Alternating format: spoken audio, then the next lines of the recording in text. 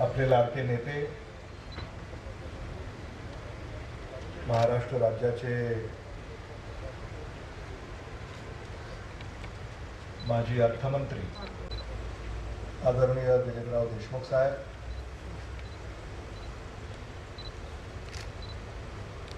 यांचे विचार आपण नुकतेच ऐकले. ते लातूर ग्रामीणचे आमदार धीरज देशमुख, वैजनाथराव शिंदे,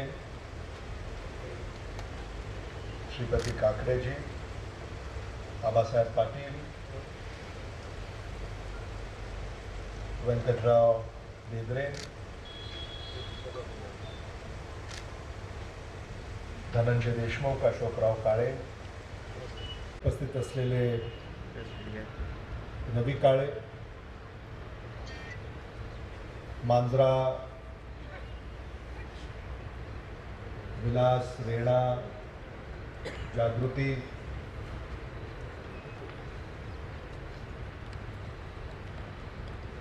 मारुती, या सगळ्याच कारखान्याचे सारे सन्माननीय संचालक, कार्यकारी संचालक रणवरे, उपाध्यक्ष श्रीशैल उडगे, बाजोळगे सर, शेतकरी सभासद बंधू भगिनी, पत्रकार मित्रांनो, सर्वप्रथम मी आदरणीय विलासराव देशमुख साहेबांच्या चरणी नतमस्तक होतो.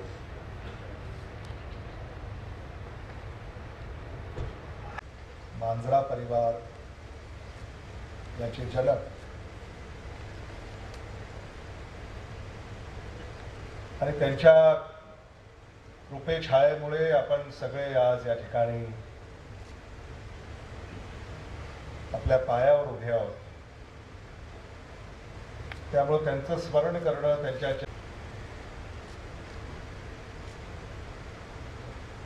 त्यांच्या स्मृती प्रति आदर व्यक्त करणं आणि ऊर्जा घेणं हे आपल्यासाठी अतिशय जिव्हाळ्याची बाब आहे. आज मला आनंद होतोय की मांजरा शेतकरी सहकारी साखर कारखान्याच्या 36व्या सर्वसाधारण सभेमध्ये आपल्यामध्ये सहभागी होता आलं. या कारखान्याचा मी सभासद आहे, या कारखान्याचा मी संचालक आहे आणि म्हणून आपल्या सारखं मलाही ही उपस्थिती एका अर्थानं अनिवार्य आहे आणि त्यामुळे इथं उपस्थिती नोंदवता आली याचा मला मनस्वी आनंद आहे. इथे येऊन काय बोलावं आपल्या सगळ्यांना सगळं माहिती आहे. काही भाषणं आपण या ठिकाणी ऐकली आणि आदरणीय काकांचं भाषण आपल्याला ऐकायचं आहे.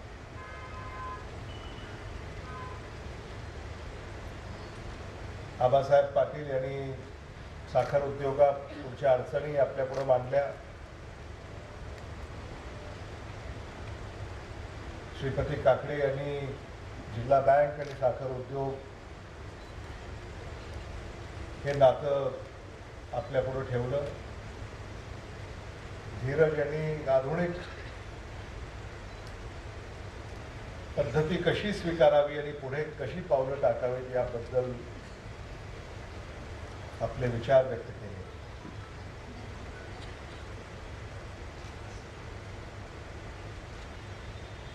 महाराष्ट्र सरकार आणि साखर उद्योग हे अतूट नातं आहे. महाराष्ट्राचं ज्या नेत्यांनी नेतृत्व केलं या साखर उद्योगाला खऱ्या अर्थानं त्यांनी जन्म दिला असं मी म्हणालो तर ते चुकीचं होऊ नये. राज्याचं नेतृत्व महाराष्ट्राचे पहिले मुख्यमंत्री आदरणीय यशवंतराव चव्हाण साहेबांनी केलं. त्यांच्या नेतृत्वाखाली अनेक साखर कारखाने त्या काळामध्ये खाजगीही होते. मग सहकारी साखर कारखाने सुरू करण्याचा निर्णय झाला. तो वालचंद हा खाजगी कारखाना त्या काळामध्ये. आणि मग या क्षेत्रामध्ये सामान्य शेतकरी कसा जोडला जावा याचं जेव्हा मंथन त्यावेळेला झालं असेल, तेव्हा राज्याच्या नेतृत्वाने या क्षेत्रामध्ये भवितव्य आहे असं जाणून शेतकऱ्यांना आधार देण्यासाठी दूरगामी धोरण स्वीकारलं. आणि आज त्या धोरणामुळे आपण इथं एकत्रित झालेले आहोत. मराठवाड्यामध्ये सुद्धा जे कारखाने त्या काळामध्ये उभे राहिले त्याच नेतृत्वाच्या मुळे ते उभे राहिले. आणि 80च्या दशकामध्ये जेव्हा आदरणीय विलासराव देशमुख साहेबांना तुम्ही निवडून दिलं, पश्चिम महाराष्ट्रामध्ये अजिंक्यतारा सहकारी साखर कारखाना अभयसिंह राजे भोसले यांचा ते जेव्हा पाहायला गेले एका कार्यक्रमानिमित्त, तेव्हा असा कारखाना आपल्याही भागामध्ये झाला पाहिजे हा विचार त्यांनी केला. आणि मग इथं आल्यानंतर कदाचित त्या काळामध्ये त्यांनी आदरणीय दिलीपराव देशमुख साहेबांशी चर्चा केली असेल, आदरणीय गौरवान काळेजी यांच्याशी चर्चा केली असेल. त्यांचे अनेक सहकारी त्या काळामध्ये, त्या सगळ्यांच्या बरोबर चर्चा करून या माळावर त्यांनी त्या काळामध्ये मांजरा या कारखान्याची नीव रोवली. आणि आज आपली ओळख खऱ्या अर्थानं देशात राज्यात जर कुठल्या कारणामुळे असेल तर ती मांजरा परिवारामुळे आहे, हे आपण कधीही विसरता कामा नये. आदरणीय विलासराव देशमुख साहेबांनी देखील आम्हाला तेच सांगितलं. आणि आदरणीय दिलीपराव देशमुख साहेब सुद्धा ही गौरवशाली परंपरा पुढे सुरू ठेवण्याची कर्तव्य पूर्ण जिम्मेदारी ते आपल्यासाठी निभावत आहेत हे देखील मला विनम्रपणे या ठिकाणी नमूद केलं. श्रीपती काकडे म्हणाले की बँकेला चांगला गिराईक असावा लागतो, कारखाने चांगले चालले तर बँक चांगली चालते असंही ते म्हणा. माझं मत थोडंसं वेगळं आहे. आता कारखाना तुम्ही चालवला, कारखाना आम्हीही चालवतोय, पण कारखाना चांगला चालला म्हणून बँक चांगली चालते असं म्हणणं थोडंसं अतिशोक्तीचं होईल. कारण बँक चांगली चालते म्हणून कारखाने चांगले चालतात ही दुरुस्ती मला या निमित्तानं करावीशी वाटते. मला असं वाटलं की तुम्ही असं म्हणाल विना सहकार नाही उद्धार, पण नाही व्याज घेऊन आम्ही पैसे देतो वगैरे असं ते थोडंसं ते संयुक्तिक होत नाही. ते जरी खरं असलं पण हे देखील मला इथं सांगितलं पाहिजे की आदरणीय दिलीपराव देशमुख साहेबांच्या नेतृत्वामुळे तुम्ही तुमचे सगळे सहकारी आम्हाला काही फार व्याज आकारता असंही नाही. आम्हाला जे परवडेल, साखर उद्योगाला जे परवडेल असंच व्याज तुम्ही आकारलेलं आहे. आणि म्हणून तिथेही काकांचं नेतृत्व, इथेही काकांचं नेतृत्व, आणि म्हणून आपण सगळे जे त्यांच्या नेतृत्वाखाली कार्यरत आहोत. खरं म्हणजे मी तर अलीकडे विचारच करायचं सोडून दिलेलं आहे साखर उद्योगाच्या बाबतीत. आपण आहात, आपण विचार करताय, आपण निर्णय घेताय, आणखी मी कुठे डोकं लावतो. आणि म्हणून हे तसं मला नंतर कळलं, तुम्हाला फार पूर्वी कळलं. श्रीपती काकडे सुद्धा म्हणजे अगदी जिथं असं नेतृत्व असल्यानंतर जिथं घरचा करता हा जेव्हा सक्षम असतो तेव्हा मग आपल्यालाही माहिती आहे की फार चिंता करायची गरज नाही, फार फिकीर करायची गरज नाही. आपला करता आहे, आपण आपलं काम करत राहायचं.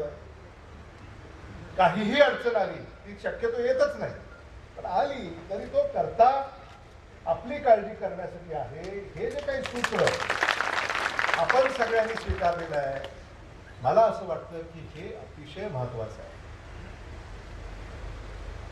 आणि तुम्ही सुद्धा सगळे आता जे या बाजाराचे सभासद आहात, निश्चिंत आहात. तुम्हाला माहिती आहे भाव उत्तम मिळणार, ऊस वेळेवर जाणार, रिकव्हरी चांगली येणार. ऊस लागवड करायची असेल तर जे काही कर्ज लागत असेल, खत लागत असेल, काही मार्गदर्शन लागत असेल, हे सगळं आपल्या बांधावर आपले नेते पोचवणार आहेत. हे गेली अनेक वर्ष, 36 वर्ष, 3 दशकं आता आपण हे सगळं करतोय. मला असं वाटतं की ही जी काही परंपरा आहे, जी दृष्टी आदरणीय विलासराव देशमुख साहेबांनी स्वीकारली, त्या पावलावर पाऊल ठेवून आपले नेते आज कार्यरत आहेत. आपण सगळे त्या छत्राखाली कार्यरत आहोत, म्हणून हे सगळं आपण अनुभवू शकतो. इतर जिल्ह्यांमध्ये आता आपण अनेक भाषांमध्ये म्हणतो की उस्मानाबादकडे पहा, नांदेडकडे पहा, परभणीकडे पहा, हिंगोलीकडे पहा. इथं हे कारखाने एवढे असे सशक्त नाही आहेत, पण आज एकाचे 8 कारखाने होतात. ही जी किमया आहे, ही तुमची आहे, हा तुमचा आशीर्वाद आहे. आणि म्हणून या विश्वासाला कधीही तडा जाणार नाही. हे ओझं आमच्या डोक्यावर आहे आणि तडा जाणार नाही याची दक्षता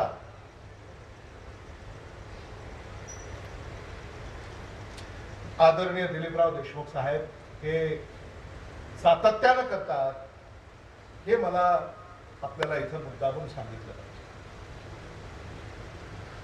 आज अनेक प्रकल्प या परिसरामध्ये काकांच्या नेतृत्वाखाली उभे राहत आहेत. ज्यूस टू इथेनॉल, त्याची परवानगी, त्याचं टेंडर, वर्क ऑर्डर वगैरे हे सगळं चाललंय सगळ्या कारखान्यांमध्ये. प्रकल्प सल्लागार नेमावा, त्याचं एस्टिमेट करावं, त्याचं बजेट करावं वगैरे वगैरे वगैरे. पण कोणाच्या ध्यानी मणी नसताना मांजरामध्ये इथं काकांच्या मार्गदर्शनाखाली त्यांचे जे काही इंजिनियर्स आहेत, HODs आहेत, MD असतील, डिस्टिलरी इन्चार्ज असतील, यांनी त्यांच्यासमोर ते सगळं मांडलं. त्याला त्यांनी अनुमती दिली आणि अगदी इन हाऊस, कुठेही BSI कडे जावं लागलं नाही, महाराष्ट्र सरकारकडे जावं लागलं नाही. In house juice to ethanol हा प्रकल्प अगदी कमी खर्चामध्ये, 45 लाख म्हणजे काहीच नाही, कमी खर्चामध्ये हा गाडी येत नाही. 45 लाखात गाडी येत नाही. कमी खर्चामध्ये अगदी हा प्रकल्प यशस्वीरित्या राबवला. त्यामुळे साखर कमी तयार झाली. साखरेचे भाव काय बाजारात आहेत तुम्हाला माहिती आहे, 2800, 2850, 2900. त्यामुळे तेवढी साखर जी कमी झाली, त्याचं इथेनॉल झालं आणि इथेनॉल पेट्रोल कंपन्याला गेलं, त्याचे पैसे दर 15 कारखान्याला मिळायला लागले. आणि म्हणून कारखाना याची जी आर्थिक स्थिती आहे ती नीटपणानं राखण्यासाठी त्याची योग्य वेळी मदत झाली. हे देखील आपण, ही जी काही नाविन्यपूर्ण कल्पना आहे, यामुळे हे होऊ शकलं, हे आपण समजून घेतलं पाहिजे.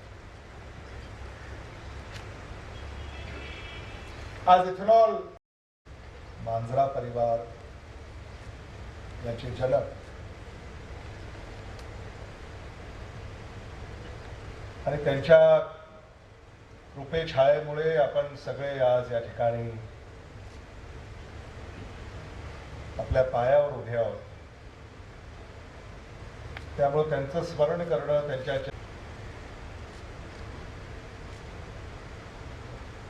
त्यांच्या स्मृती प्रति आदर व्यक्त करणं आणि ऊर्जा घेणं हे आपल्यासाठी अतिशय जिव्हाळ्याची बाब आहे. आज मला आनंद होतोय की मांजरा शेतकरी सहकारी साखर कारखान्याच्या 36व्या सर्वसाधारण सभेमध्ये आपल्यामध्ये सहभागी होता आलं.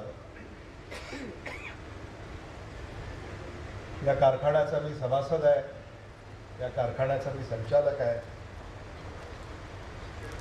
आणि म्हणून आपल्या सारखं मलाही ही उपस्थिती एका अर्थानं अनिवार्य आहे आणि त्यामुळे इथं उपस्थिती नोंदवता आली याचा मला मनस्वी आनंद आहे.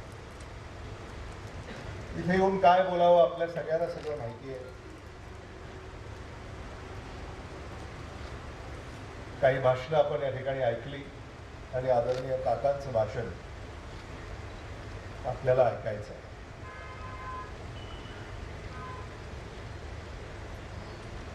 आबासाहेब पाटील यांनी साखर उद्योगात पुढच्या अडचणी आपल्यापुढे मांडल्या. श्रीपती काकडे यांनी जिल्हा बँक आणि साखर उद्योग हे नातं आपल्यापुढे ठेवलं. धीरज यांनी आधुनिक पद्धती कशी स्वीकारावी आणि पुढे कशी पावलं टाकावीत याबद्दल आपले विचार व्यक्त केले.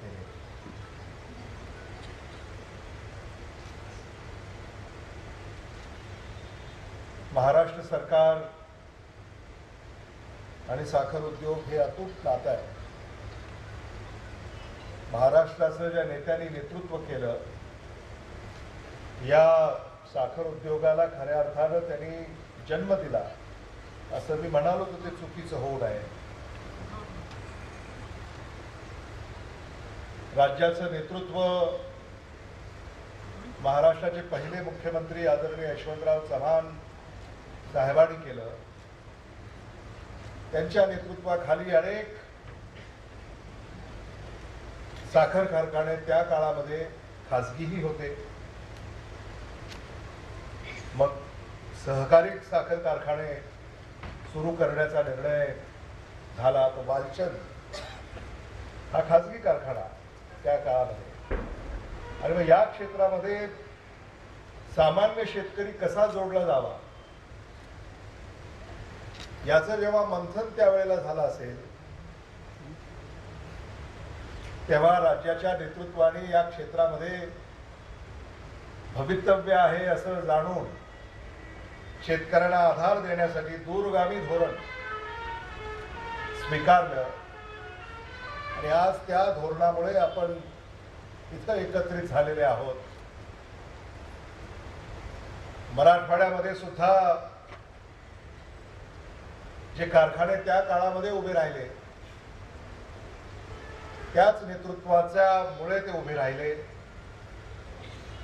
आणि 80च्या दशकामध्ये जेव्हा आदरणीय विलासराव देशमुख साहेबांना तुम्ही निवडून दिलं,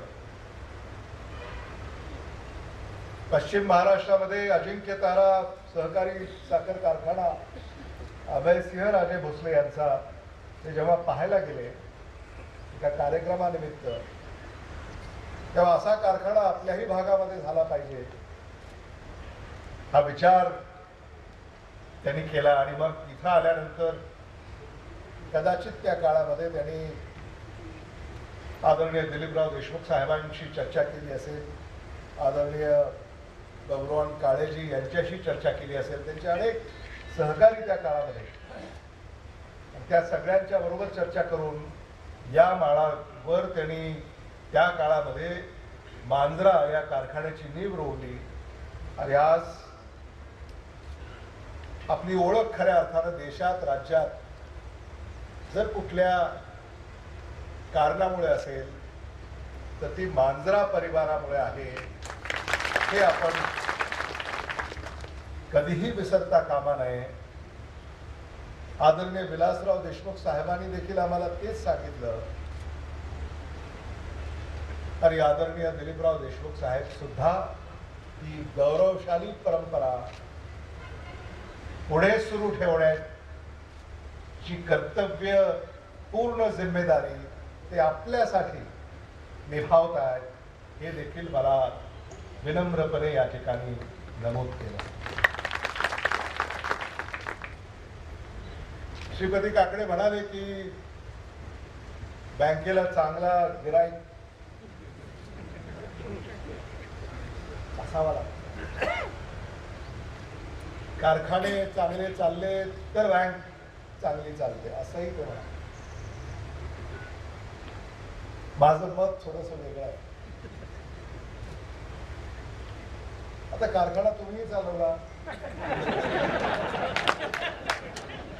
कारखाना आम्हीही चालवतोय, पण कारखाना चांगला चालला म्हणून बँक चांगली चालते असं म्हणणं थोडंसं अतिशोक्तीचं होईल. कारण बँक चांगली चालते म्हणून कारखाने चांगले चालतात ही दुरुस्ती मला या निमित्तानं करावीशी वाटते. मला असं वाटलं की तुम्ही असं म्हणाल विना सहकार नाही उद्धार, पण नाही व्याज घेऊन आम्ही पैसे देतो वगैरे असं ते थोडस ते संयुक्तिक होत नाही. ते जरी खरं असलं पण हे देखील मला इथं सांगितलं पाहिजे की आदरणीय दिलीपराव देशमुख साहेबांच्या नेतृत्वामुळे तुम्ही तुमचे सगळे सहकारी आम्हाला काही फार व्याज आकारता असंही नाही. आम्हाला जे परवडेल, साखर उद्योगाला जे परवडेल असंच व्याज तुम्ही आकारलेलं आहे आणि म्हणून तिथेही काकांचं नेतृत्व, इथेही काकांचं नेतृत्व आणि म्हणून आपण सगळे जे त्यांच्या नेतृत्वाखाली कार्यरत आहोत. खरं म्हणजे मी तर अलीकडे विचारच करण्याचं सोडून दिलेलं आहे साखर उद्योगाच्या बाबतीत. आपण आहात, आपण विचार करताय, आपण निर्णय घेताय, आणखी मी कुठे डोकं लावतो. आणि म्हणून हे तसं मला नंतर कळलं, तुम्हाला फार पूर्वी श्रीपती काकडे सुद्धा म्हणजे अगदी जिथं असं नेतृत्व असल्यानंतर जिथं घरचा करता हा जेव्हा सक्षम असतो तेव्हा मग आपल्यालाही माहिती आहे की फार चिंता करायची गरज नाही, फार फिकीर करायची गरज नाही. आपला करता आहे, आपण आपलं काम करत राहायचं. काहीही अडचण आली ती शक्यतो येतच नाही, पण आली तरी तो करता आपली काळजी करण्यासाठी आहे. हे जे काही सूत्र आपण सगळ्यांनी स्वीकारलेलं आहे, मला असं वाटतं की हे अतिशय महत्वाचं आहे. आणि तुम्ही सुद्धा सगळे आता जे या बाजाराचे सभासद आहात, निश्चिंत आहात. तुम्हाला माहिती आहे भाव उत्तम मिळणार, ऊस वेळेवर जाणार, रिकव्हरी चांगली येणार. ऊस लागवड करायची असेल तर जे काही कर्ज लागत असेल, खत लागत असेल, काही मार्गदर्शन लागत असेल, हे सगळं आपल्या बांधावर आपले नेते पोचवणार आहेत. हे गेली अनेक वर्ष, 36 वर्ष, 3 दशकं आता आपण हे सगळं करतोय. मला असं वाटतं की ही जी काही परंपरा आहे, जी दृष्टी आदरणीय विलासराव देशमुख साहेबांनी स्वीकारली, त्या पावलावर पाऊल ठेवून आपले नेते आज कार्यरत आहेत. आपण सगळे त्या छत्राखाली कार्यरत आहोत म्हणून हे सगळं आपण अनुभवू शकतो. इतर जिल्ह्यांमध्ये आता आपण अनेक भाषांमध्ये म्हणतो की उस्मानाबादकडे पहा, नांदेडकडे पहा, परभणीकडे पहा, हिंगोलीकडे पहा. इथं हे कारखाने एवढे असे सशक्त नाही आहेत. पण आज एकाचे 8 कारखाने होतात. ही जी किमया आहे, जी तुमची आहे, हा तुमचा आशीर्वाद आहे. आणि म्हणून या विश्वासाला कधीही तडा जाणार नाही. हे ओझं आमच्या डोक्यावर आहे आणि तडा जाणार नाही याची दक्षता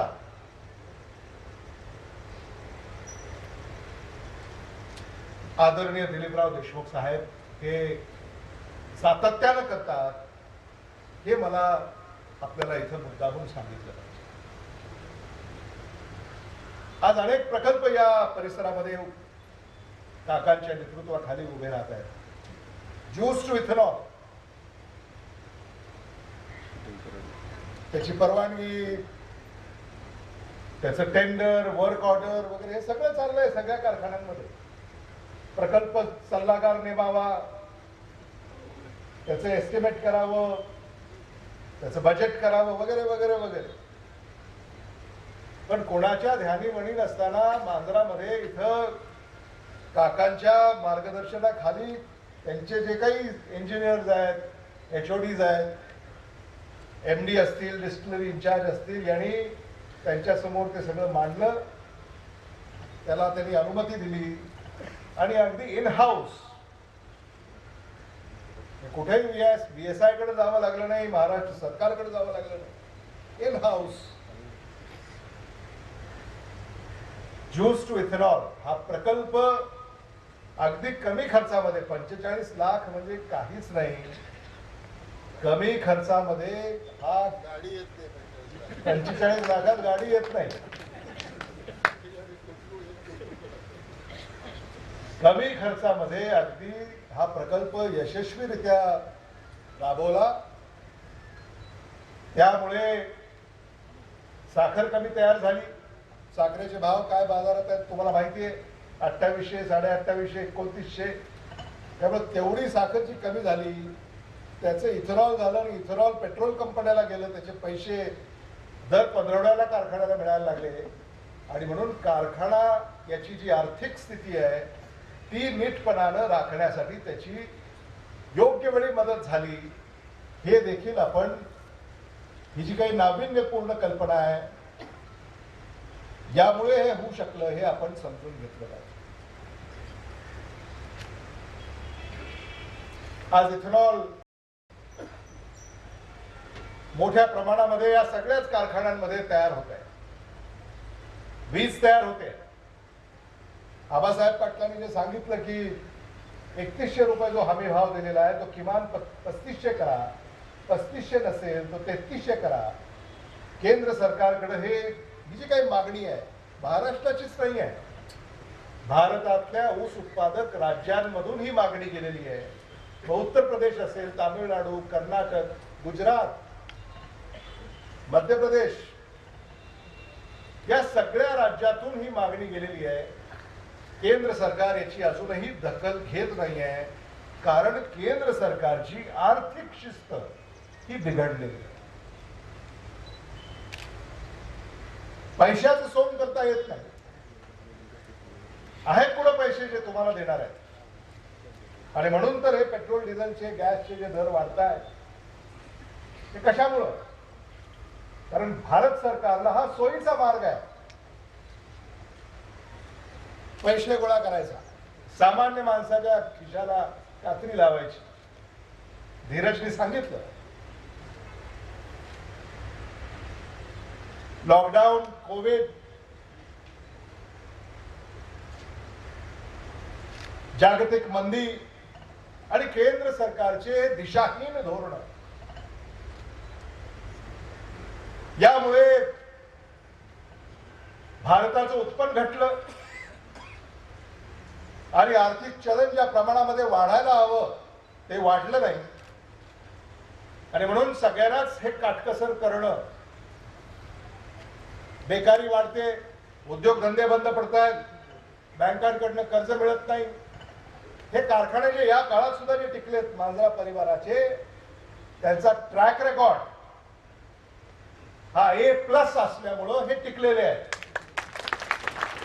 या काळामध्ये, महामारीच्या काळामध्ये, जिथं पगारी सुद्धा आपल्याला काही काळ स्थगित कराव्या लागल्या होत्या, आपल्याला सुद्धा हे संकट काही सोपं नव्हतं, पण अगदी काही महिन्यांमध्ये पुन्हा पगारी आपण पूर्ववत सुरू केल्या.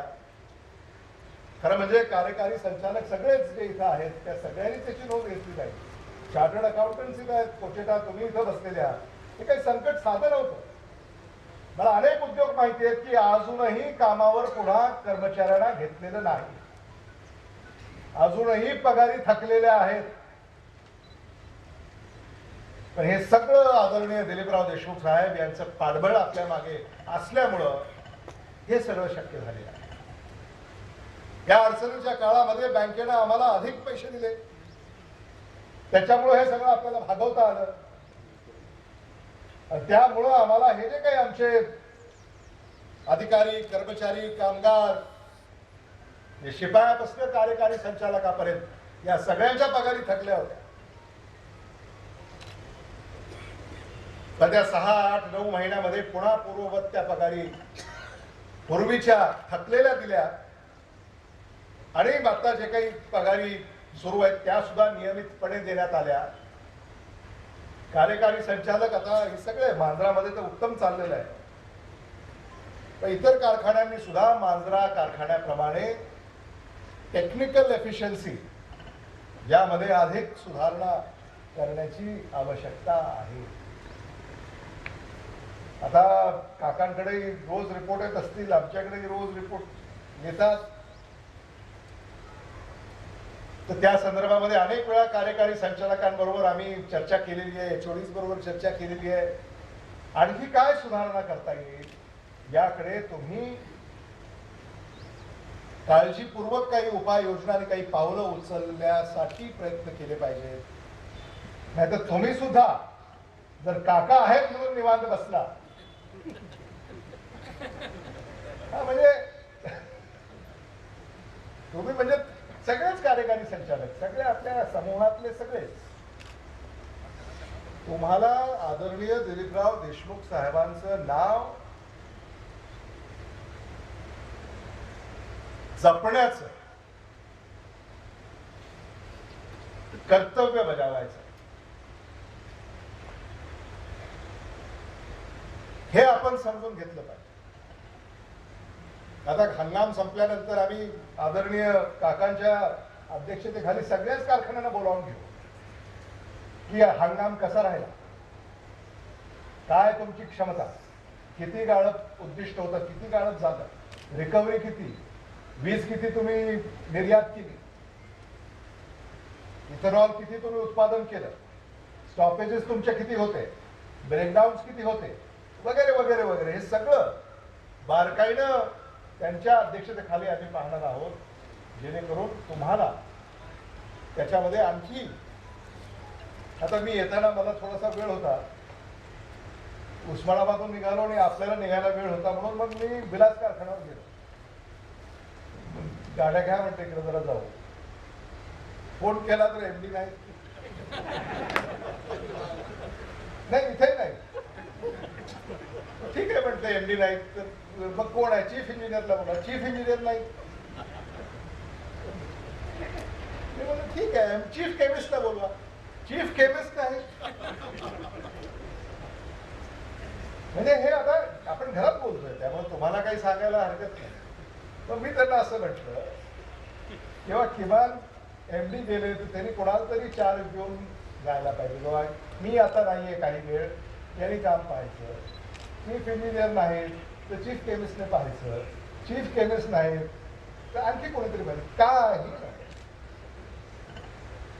त्यामुळं न सांगता अधूनमधून जर कारखान्याला भेटी दिल्या त्याचा असा एक फायदा होतो. पण आता मला खात्री आहे की आजचा हा अनुभव जो काही त्यांना आलेला आहे, यापुढं असं काही होईल असं मला वाटत. पण इथं होणार नाही. मांजरा काही शहराच्या जवळ आहे, तिथं थोडस अंतरावर असल्यामुळं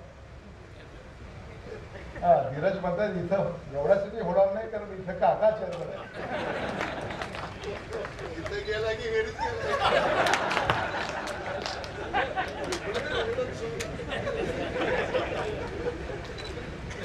त्यामुळे मी सांगतो कशासाठी, कारण हे सगळं तुमच्यावर आहे. हा विश्वास, ज्या विश्वासानं तुम्हाला ती सूत्र हाती दिलेली आहे, आता जर तुम्हीच तिथं नाही, पण प्रत्येकाने मला पटेल असं कारण दिलं. हा, एमपी मला म्हणाले मला तापच आलाय, डॉक्टरकडे गेलोय. मी म्हणलं ते कोविडची सुद्धा टेस्ट करून घ्या. चीफ इंजिनियरच्या घरी कोणीतरी दुःखद घटना घडल्यामुळे ते गेले आणि चीफ केमिस्ट म्हणाले फूड पॉइझनिंग झाली. आता याला कसं आहे, मांजरा परिवारातले अधिकारी आहेत. कारण काय सांगावं, उपयोगी कारण. हा, वैद्यकीय शिक्षण मंत्री सुद्धा हे कारण त्याला नाही म्हणू शकणार नाही, अशी कारण मला दिली. कारण सुद्धा नाही. आता मांजरा परिवारातल्या अधिकाऱ्यांना काही कारण सांगायसाठी काही सांगायची सोय आहे का? हा एक आजचा अनुभव जो मला आला, तर सांगण्याचं तात्पर्य हे आहे की आम्ही फार विश्वासानं हे सगळ्यांनी तुमच्यावर ही जबाबदारी सुपूर्द केलेली आहे. त्यामुळे तुम्ही तितक्याच जिम्मेदारीनं ही निभवायला हवी, एवढंच आम्हाला या ठिकाणी. कारखान्याला तर अनेक पुरस्कार मिळाले, पण आम्हाला हे बघू द्या ना की कार्यकारी संचालकाला पुरस्कार मिळाला BSI मध्ये, हे पाहू द्या आम्हाला. विभाग प्रमुखाला पुरस्कार मिळाला, हे पाहू द्या आम्हाला. कारखान्याने आता अनेक, आता 50 पुरस्कारापेक्षा अधिक पुरस्कार इथे झालेले आहेत. ते तर मिळतच राहतील, भारतातले, राज्यातले. पण हा जो काही परिवार आहे, या परिवारातल्या कार्यकारी संचालकानं पुरस्कार पटकावला, विभाग प्रमुखानं पुरस्कार पटकावला, हे आता आम्हाला पाहायचं. ऊस उत्पादक शेतकऱ्यानं पुरस्कार पटकावला, ऊस तोडणी कामगारानं किंवा वाहतूक ठेकेदारानं पुरस्कार पटकावला, हे आपल्याला आता येणाऱ्या काळामध्ये पाहायचं आहे. तेव्हा या सगळ्या जाणीवेतून आपल्याला हे कार्य करायचं आहे. हाही हंगाम यशस्वीरित्या सगळेच कारखाने या ठिकाणी चालवत आहेत. पुढचा हंगाम तर याच्यापेक्षा अधिक विक्रमी ऊसाचं उत्पादन पुढच्या वर्षी होईल, असं साधारणतः चित्र आपल्यापुढं आत्ताच अनेकांनी मांडलेलं आहे. आणि म्हणून आज मांजरा कारखाना कदाचित 6-7 लाख टन करेल,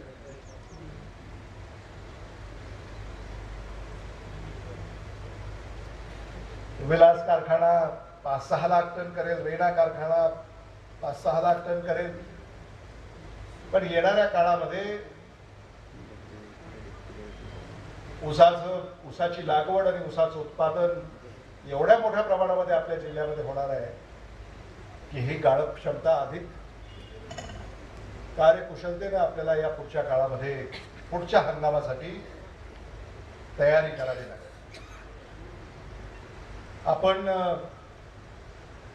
FRP प्रमाणे भाव आपल्याला मिळतोच.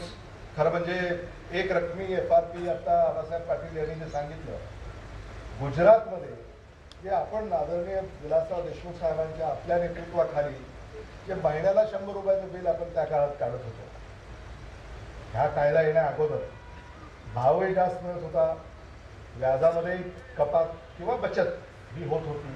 गुजरातमध्ये अजूनही तेच चालू. गुजरातमध्ये हे 14 दिवसात पैसे वगैरे अजून आजही देत नाही. तर गुजरातमध्ये हे शक्य आहे, इतर राज्यामध्ये का शक्य नाही हे सुद्धा आपण समजून घेतलं पाहिजे. गुजरात पॅटर्न काय, मग महाराष्ट्रामध्ये का होत